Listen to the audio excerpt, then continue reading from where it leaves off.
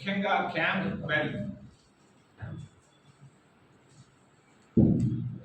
Bell అనేది అండమాన్ నికోబార్ దగ్గర ఉన్నటువంటి గొప్ప ప్రదేశం. అందులో 4,000 మంది ఆదివాసీలు ఉన్నారు, జీవితాలు గడుపుతున్నారు. దాదాపు 10 లక్షల చెట్లు 300 నుంచి 400 సంవత్సరాల చెట్లుంటే కొట్టేస్తున్నారు ఈరోజు. ఎవరు కొడుతున్నారు? ఈ దేశ ప్రధానమంత్రి మిత్రుడు అదానీ గారు. ఎందుకు కొడుతున్నాడు అదానీ? అక్కడ ఆ క్యాంపెయిన్లో ఒక దేశాన్ని సృష్టించుకోవాలన్న దురుద్దేశంతో మొదలు పెట్టాడు క్యాంప్ బెల్లో. మరి ఆయన ఏ రాజ్యాంగాన్ని రాసుకుంటాడో తెలియదు. భారతదేశ ప్రధానమంత్రికి చదువు సంధ్య లేదు. మీ అందరికీ తెలియదు చాలా విషయాలు, నేను ఇప్పుడు చెప్పదలుచుకోలేదు. భారత రాజ్యాంగం అంటే కూడా తెలియదు భారతదేశ ప్రధానమంత్రి మరి మోడీ గారికి. పివి నరసింహారావు గారి లాగా, మన్మోహన్ సింగ్ గారి లాగా విద్యావేత్త కాదు. ఆయన తెలుసో తెలియకో అదానీ గారికి ఫుల్ పర్మిషన్లు ఇచ్చాడు. 40,000 విల్లాలు అంటే గొప్ప గొప్ప భవంతులు కడుతున్నాడు ఆ క్యాంప్ బెల్లో. ఆ క్యాంప్ బెల్ విస్తీర్ణం 200 చదరపు కిలోమీటర్లు. మరి లక్షల ఎకరాల భూములు ఉన్నాయి అక్కడ. ఆ లక్షల ఎకరాల భూముల్లో ఉన్నటువంటి మరి అక్కడ నిరుపేద గిరిజనులు తరిమేస్తూ అక్కడే ఆయన గొప్ప దేశాన్ని కట్టాలన్న దురుద్దేశంతో ఉన్నారు. మరి ఇది ప్రమాదకరం. భారతదేశాన్ని ఈ విధంగా వాడుకుంటూ, భారతదేశ ప్రధానమంత్రి బలహీనతలను ఇలా వాడుకుంటూ ఒక ఒక ఒక గొప్ప ఒక కోటీశ్వరుడు దేశ ప్రయోజనాలను నష్టపెడుతూ వేరే భారత రాజ్యాంగం కొరకు, వేరే దేశం కొరకు ప్రయత్నాలు జరుగుతున్నాయి. ఆ క్యాంపు బెల్ని శ్రీలంక లాగా తయారు చేసుకోవాలన్న దురుద్దేశంతో ఆయన ముందుకెళ్తున్నాడు. ఆయన రాసుకోబోయే రాజ్యాంగం, అక్కడ ఉన్నటువంటి పరిస్థితులు దేశ ప్రధానమంత్రికి 140 కోట్ల మంది ప్రజలకు తెలియదు. దీన్ని నేను ఖండిస్తున్నాను. అదానీ వైఖరిని, ప్రధానమంత్రి వైఖరిని. మీరిద్దరూ స్నేహితులుగా ఉండండి, ఎన్నైనా చేసుకోండి. భారతదేశ ప్రయోజనాలకు నష్టం కలిగించే విధంగా ఏ చర్య తీసుకున్నా కూడా మేము ఖండిస్తున్నాం. మరి కాంగ్రెస్ పార్టీ తరఫున తప్పు ఇది. క్యాంప్ బెల్లో వాడికి ఎందుకయా తిరుపతి విమానాశ్రయం కావాలంటాడు. చంద్రబాబు నాయుడు ఆయనకి ఇవ్వాలని అనుకుంటున్నాడు. ఎంతకు అది ఎంతో నాకు తెలియదు మొత్తానికి. ఈ విధంగా భారతదేశ నైసర్గిక స్వరూపాన్ని, భారతదేశ ప్రగతిని, చరిత్రను మార్చేందుకు దురుద్దేశంతో వెళుతున్నటువంటి నరేంద్ర మోడీని, మరి అదానీని నేను ఖండిస్తున్నా. రెండో విషయం టిటిడి, తిరుమల తిరుపతి దేవస్థానం. ఏంటి తిరుమల తిరుపతి దేవస్థానం? భక్తి, ఆధ్యాత్మికం ఇవన్నీ కాదు. రాష్ట్ర విభజన తర్వాత భాగ్యనగరం తెలంగాణకు వెళ్ళిన తర్వాత మనకు మిగిలింది ఇది ఒక్కటి, తిరుమల తిరుపతి దేవస్థానం. ఈ తిరుమల తిరుపతి దేవస్థానం నిన్న అంటున్నాడు ఎక్కడో బెంగళూరులో మన ఊరబ్బాయి, ఇది ఆంధ్రప్రదేశ్ ఆధ్యాత్మిక కేంద్రంగా మారుతా ఉంది. ఎక్కడుంది ఆధ్యాత్మిక కేంద్రం? అసలు ఆధ్యాత్మిక కేంద్రం అవినీతి కేంద్రంగా తయారవుతా ఉంది.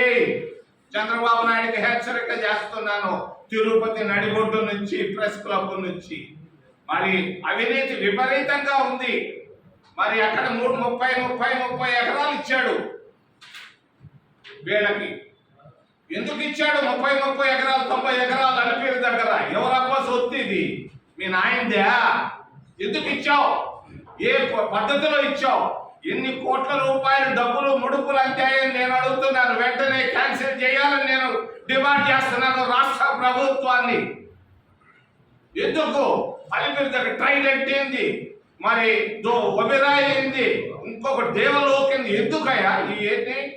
మంచి ప్రదేశం, పవిత్రమైనటువంటి దేశంలో, ప్రాంతంలో, ఆధ్యాత్మిక కేంద్రంలో ఎందుకు అవినీతి? రెండోది నువ్వు కేంద్రంలో ఎందుకు అవినీతి? రెండోది నువ్వు హోటల్ ఇచ్చావు 10 మందికి. ఎవరికి ఇచ్చావు? లోకలోడికి ఒక్కడికన్నా ఇచ్చావా? ఎవరి వీళ్ళు? పూనా నుంచి రావాలన్నా ఇడ్లీ కేంద్రం తయారు చేసుకునే దానికి, దోశ తయారు చేసేదా పూనా వాడు రావాలన్నా? ఎవరు అడిగే దమ్ము దిక్కు లేదా తిరుపతికి? మూడో విషయం, నిన్నగాక మొన్న టెండర్లు వేశారు ఆధ్యాత్మిక కేంద్రంలో, తిరుపతిలో, తిరుమలలో శానిటేషన్ కాంట్రాక్టులు కూడా వేశారు. ఇదిగో మీ అందరూ చూడలేవి, నేను ప్రతి క్షణం ప్రతి అక్షరం చూస్తుంటాను. ముందే డబ్బు తీసుకున్నారు కాంట్రాక్టర్ల దగ్గర. వాళ్ళు చెప్పినటువంటి టెండర్ విధానాన్ని తీసుకొచ్చారు. QCBC అని, SCBCలు కాదు, QCBC అని పెట్టి నువ్వు ముందుగానే డబ్బు తీసుకొని 2 రోజుల్లోనే కాంట్రాక్ట్ పూర్తి చేయాలంటే ఎట్టయా? ఏంటయా? తిరుపతి దేవస్థానానికి 20 అడుగుల దూరంలో ఉంది హెల్త్ డిపార్ట్మెంట్. దాదాపు 1000 మంది కార్మికులు పనిచేస్తున్నారు, పారిశుద్ధ్య కార్మికులు. మరి పారిశుద్ధ్య కార్మికులు పొద్దున్నే 1 గంటకు లేచి మధ్యాహ్నం 3 గంటలకు వస్తున్నారు. రోడ్ల పైన చూస్తే తెలుస్తుంది. పొద్దున్నే తెల్లవారుజామున 1 గంటకి 14 గంటల వాళ్ళ చేత పని చేయించుకొని నువ్వు 10,000 ఇచ్చి కాంట్రాక్టర్లకు కోట్ల రూపాయలు దోచి పెడతా ఉంటే చూస్తా ఉండాలనా మేమంతా? ఏం చచ్చిందా? ఎక్కడుంది హెల్త్ డిపార్ట్మెంట్? ఏం చేస్తున్నారు మీరు? ఎందుకు మహిళలు వేధిస్తున్నారు? ఎందుకు వేధిస్తున్నారు? ఏమేమి జరుగుతుందో ప్రతి క్షణం మాకు తెలుసు. జాగ్రత్త తెలియజేస్తున్నాను అధికారులకి. అజాగ్రత్తగా ఉంటే నష్టపోతారు. ఆధ్యాత్మిక కేంద్రంగానే ఉండాలి కానీ మరి ఈ విధంగా లాలూచిపడి భూములు ఇచ్చేది, హోటళ్ళు ఇచ్చేది, కాంట్రాక్టులు ఇచ్చేది ఆ కష్టపడి పనిచేసే కార్మికులకి ఇందయా? మేము చాలా రోజుల నుంచి అడుగుతున్నాం పిఆర్సీ నోరు మెదపడు పాపం మాకు చూపిస్తాం. మా ముఖ్యమంత్రి గారు మరి హెలికాప్టర్లో తిరుగుతాడు. డబ్బులు హెలికాప్టర్లో తిరిగేదానికి డబ్బులు ఉన్నాయి కానీ 24 గంటలు పనిచేసేటువంటి మరి ప్రభుత్వ ఉద్యోగులు 6 లక్షల మందికి డబ్బు ఇచ్చేదానికి లేదు ఆయన దగ్గర. ఆడపోయి తాటి ముంజలు తింటాడు. ముంజలు తినంగానే నువ్వు సామాన్యుడు అయిపోతావా? ఒక సామాన్య కుటుంబంలో పుట్టి కోట్లాది రూపాయలు సంపాదించి డ్రామాలు వేయకుండా ఎన్టీ రామారావు లాగా డ్రామాలు ఇవ్వకయా?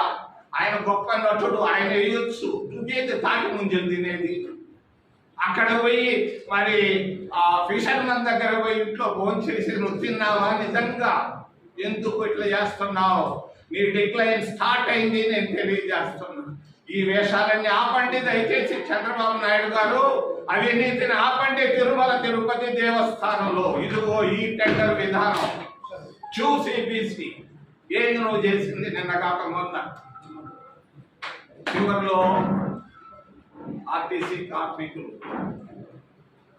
ఆర్టీసీ కార్మికులకు మేము సంపూర్ణమైనటువంటి సపోర్ట్ ఇస్తున్నాం కాంగ్రెస్ పార్టీ. దాన్ని ప్రైవేటైజ్ చేసేదానికే లేదు. మరి వాళ్ళు ఎలక్ట్రిక్ బస్సులు లేదు, మరి గ్యాస్ బస్సులు లేదు. ఉన్న బస్సులతోనే చేయండి. ఇంకా కావాల్సి ఉంటే కొనుక్కోండి. మరి ఆర్టీసీని ప్రైవేట్ చేయడాన్ని మేము కాంగ్రెస్ పార్టీ తరఫున ఖండిస్తూ ఏదైనా ప్రశ్నలు ఉంటే అడగడం మిమ్మల్ని చేతులెత్తి ప్రార్థిస్తాం.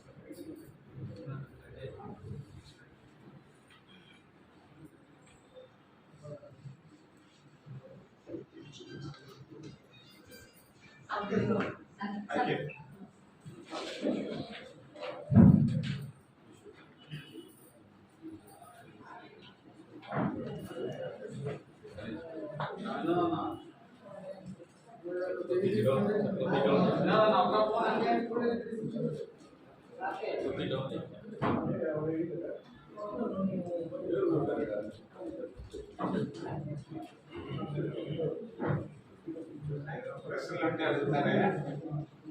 కాంగ్రెస్ పార్టీ కాపాడడానికి మీరు ఒకటే నిష్పక్షంగా సార్. మిగతా ఎవరి పార్టీ నాకు ఏమైనారు బయట మాట్లాడలేదు. మీరు అనుకుంటున్నారు అలా కాదు. రాష్ట్రంలో ఉండే 5 కోట్ల మంది కష్టపడి ఆలోచిస్తున్నారు. రేపు రాబోయేది కాంగ్రెస్ ప్రభుత్వం, కాంగ్రెస్ ప్రభుత్వం, కాంగ్రెస్ ప్రభుత్వం. కేంద్రంలోనూ రాష్ట్రంలోనూ చాలా మందికి ఊహించలేకపోతున్నారు. అంత పెద్ద తమిళనాడులోనే డిఎంకే ఏడిఎంకే పార్టీలు వేల కోట్ల రూపాయలు ఖర్చు పెట్టినా ఊరికే దండం పెట్టి కొట్టు దాడించాడు. మీకు తెలియదు ప్రజల మనోభావం ఎలా ఉంది, పరిస్థితులు ఎలా ఉన్నాయని నేను గమనిస్తున్నాను. ప్రతి జిల్లాలో అన్ని కేంద్రాల్లో తిరుగుతూ ప్రజానాడి మారింది. ఖచ్చితంగా కాంగ్రెస్ పార్టీ ఊస్తుంది.